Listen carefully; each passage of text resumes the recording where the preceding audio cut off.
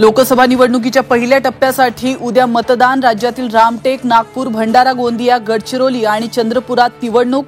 संवेदनशील मतदान केंद्रावर कडक पोलीस बंदोबस्त। ईव्हीएम मध्ये गडबड होत असल्याचा जितेंद्र आव्हाडांचा आरोप। केरळमध्ये मॉक पोल दरम्यान भाजपला अतिरिक्त मतं, तर प्रशांत भूषण यांच्या हवाल्यानं आव्हाडांचं ट्विट।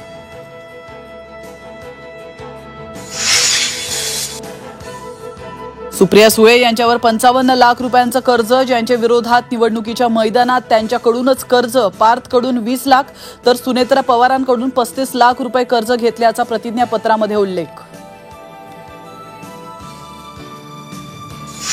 बारामती लोकसभा मतदारसंघातून सुप्रिया सुळे आणि सुनेत्रा पवारांचा उमेदवारी अर्ज दाखल। तर बारामतीकरांच्या मनातील सुनबाई दिल्लीत जातील, शिंदे फडणवीसांचा शरद पवारांना टोला।